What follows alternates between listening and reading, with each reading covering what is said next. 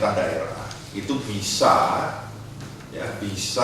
melakukan penghematan di belanja pegawai, belanja rutin, ya, dan digeser ke belanja modal. Paham ya? Belanja kita itu kan ada belanja modal, ada belanja apa Pak? Pegawai, barang dan jasa, ya, belanja modal, ada belanja barang dan jasa, ada belanja apa?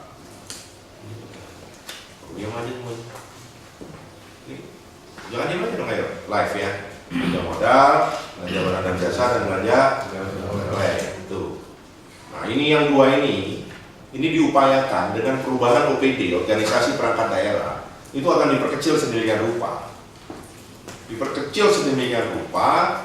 Sehingga ada uang yang sisa. Ini bukan mengurangi APBD ya. APBD tidak dikurangi. Ya komposisinya yang digeser. Nah akibatnya itu banyak. Ini saya sebelum Bapak nanti presentasi, ini filosofisnya harus Bapak dulu. Akibatnya itu banyak Pak. Salah satu akibat yang paling menonjol tentu adalah shifting, pergeseran anggaran dari belanja-belanja yang dua tadi ke belanja-belanja modal. Itu shifting. Diharapkan apa?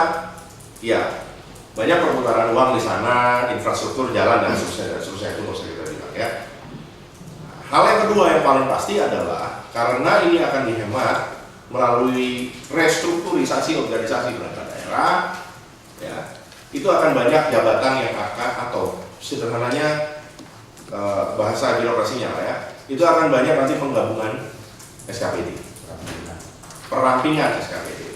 Nah, perampingan SKPD itu sudah dilakukan Pak, sudah beberapa waktu yang belakangan sudah dilakukan ya melalui pengumpulan data oleh Kementerian Dalam Negeri, pemerintah provinsi dan kabupaten kota ya Pak ya. Dan itu ada klasifikasi A, klasifikasi B, klasifikasi C. Ini bagi teman-teman yang nggak pernah update, nanti saya update sekalian ini. Klasifikasi A, B, dan C. Itu ada rumus-rumusnya, ya. Ada rumus-rumusnya, kenapa A, kenapa B, kenapa C. Bayangan saya sih kita harusnya banyak di C, bayangan saya. Namun kita lihatlah nanti apa yang sudah dikerjakan oleh bagian organisasi. Nah, konsekuensi yang lain nih kalau ada penggabungan itu pasti akan banyak nanti. Ini gamblangnya saja ya Pak, eselon 2, eselon 3, eselon 4 itu pasti banyak akan nonjok.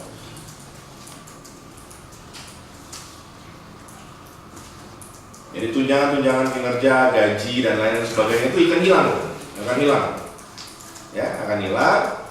Nah, yang kehilangannya ini di belanja pegawai ini akan digeser ke belanja modal, kira-kira begitu. Menurut kajian daripada Kementerian Dalam Negeri, penghematan yang bisa dilakukan atau pengalihan anggaran yang bisa dilakukan itu sebesar 15-25%. 15-25%. Cukup signifikan itu. Bayangkan kalau kita 500 miliar atau 500 miliar, 20% moderat aja sudah 100 miliar. Jadi 100 miliar itu udah tambahan untuk belanja modal. Sudah lumayan itu.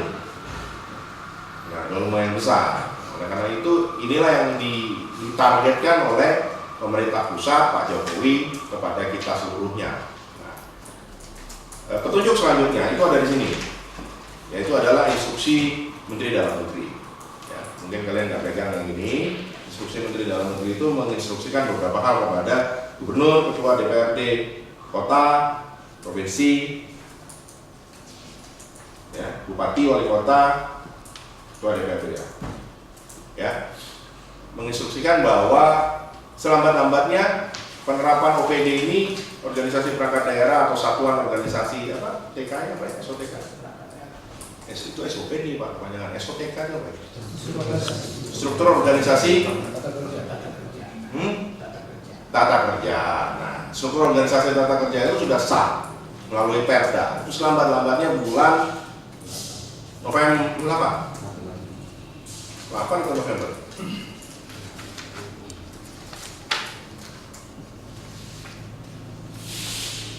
Bulan 8 sih saya dengar memang. Namun kayaknya nggak mungkin, ya. Tetapi yang paling pasti, yang paling pasti ada petunjuk instruksi ini adalah pembahasan dan pengesahan SOTK atau FOPD yang baru itu paralel berjalan dengan pembahasan RAPBD 2017, Pak. Itu dibolehkan. Dulu kan nggak boleh rasanya ya. Artinya ya nggak mungkin sesungguhnya. Harusnya organisasinya dulu, baru anggaran. Nah, tapi karena waktu dan waktu yang tersedia itu tidak terlalu cukup, diberikan instruksi seperti ini, kita diperbolehkan untuk membahas atau pengesahan perda organisasi berbarengan dengan perda APBD 2017. Paham ya? Nah, ini butuh kecepatan, Pak. Kenapa saya ngomong dulu?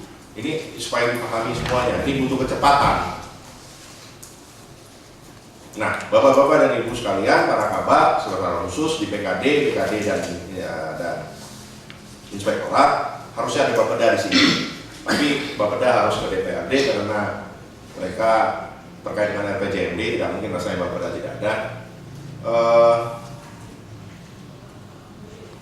APBD 2017 itu harus sudah mengacu kepada OPD, Pak. OPD yang baru. Walaupun dia paralel, Pak. Justru karena dia paralel diharapkan pembahasan itu bisa APBD 2017 itu mengikuti ataupun berbasis kepada organisasi yang baru. Pak, di PKD itu harus cermat. Organisasi harus cepat, BKD harus siap. Bapak harus ngawal. Ya, nah oleh karena itu saya minta kepada kita seluruhnya untuk bekerja super keras, Pak. No, bagi saya tidak ada cuti. Ya, sampai Desember saya tidak akan memperbolehkan siapapun cuti. Saya tidak memperbolehkan siapapun melakukan tugas-tugas atau pekerjaan yang tidak produktif. Ingat, kerjaan kita adalah satu, mengesahkan RPJMD dan LKPD. Dua, pada saat nanti di ujung perkiraan saya di tanggal 20-an kita sudah harus memasukkan PUA dan PPAS PAPBD. Tiga, membahas PAPBD di bulan September penuh. Empat, langsung pada saat September kita akan menyusulkan yakni 2 ranperda terkait dengan organisasi dan APBD tahun 2017. Di dalamnya tentu banyak-banyak lagi hal yang harus kita pikirkan. Mungkin di PKD tahu hasil SMI kita kemarin, SMI pembicaraan kita dengan SMI, ya, multi years, tahun jamak, ya, itu juga belum selesai, belum tuntas. Ya, MOU dengan BPPT terkait dengan penerapan e-government banyak sekali. Jadi saya minta pada kita seluruhnya untuk tidak mengambil cuti, tidak mengambil hal-hal pekerjaan yang di luar rutinitas kita sehari-hari. Bapak Hukum tangkap ini jadi persiapan Anda untuk mempersiapkan ranperda itu. Komunikasi dengan DPRD. Jangan katakan tidak bisa, Pak, ini instruksinya. Bapak Hukum kan selalu tidak bisa. Nanti rekor, Pak, nanti rekor. Masukkan, Pak, ini mau balekda kek, mau prolekda kek, mau apa kek, nggak ngerti saya. Saya hanya menjalankan instruksi Menteri Dalam Negeri. Titik. Saya tahu karena prolekda itu kan masuknya di awal tahun.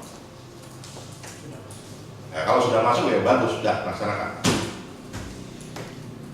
Baik, nah oleh karena itu Bapak dan Ibu saya undang hari ini di sini semua yang terkait untuk bisa mendengarkan apa yang disampaikan oleh Pak Kabak Organisasi terkait rencana reorganisasi kita, dan kita membicarakan secara terbatas di sini sehingga menjadi suatu organisasi yang baik. Saya nggak mau bertele-tele, langsung saja, silakan.